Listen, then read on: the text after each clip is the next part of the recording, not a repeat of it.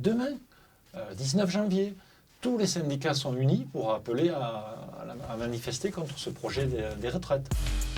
Si l'ensemble des syndicats s'unissent et appellent à manifester contre ce projet de réforme, c'est avant tout parce qu'il est profondément injuste, à commencer par le recul de l'âge de départ à la retraite de 62 à 64 ans. Injuste d'abord pour les femmes, qui ne pourront pas partir dans tous les cas avant 64 ans, malgré les trimestres supplémentaires de cotisation pour enfants. Injuste aussi pour celles et ceux qui ont commencé à travailler tôt, qui ont des métiers durs, sans pour autant être reconnus comme pénibles. Est-ce qu'on peut imaginer un déménageur ou une aide-soignante travailler jusqu'à 64 ans?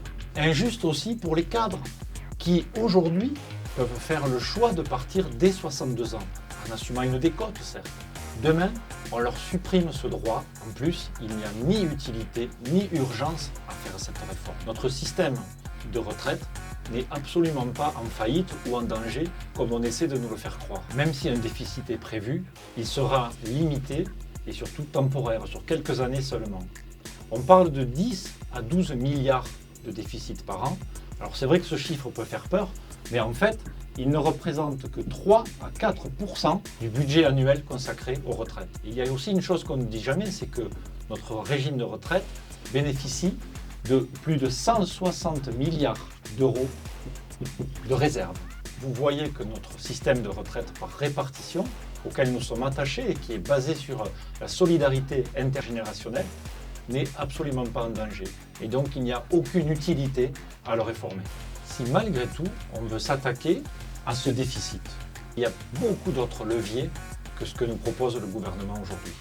Premièrement, il faut s'intéresser à la question de l'emploi des seniors. Remettre plus de seniors en emploi, ça veut dire plus de cotisations aussi pour la retraite.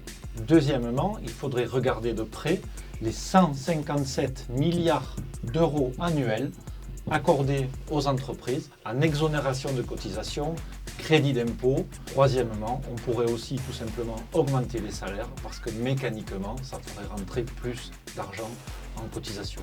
Quatrièmement, on pourrait aussi augmenter progressivement et légèrement les cotisations ou en tout cas les étendre à des parties de rémunération qui en sont aujourd'hui exemptées. Et enfin, il est évident qu'un meilleur partage des richesses s'impose.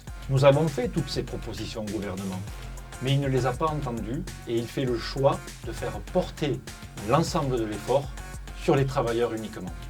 Ça, nous ne l'acceptons pas. Donc, demain, c'est toutes et tous dans la rue. Il faut envoyer un signal fort au gouvernement pour qu'il retire son projet.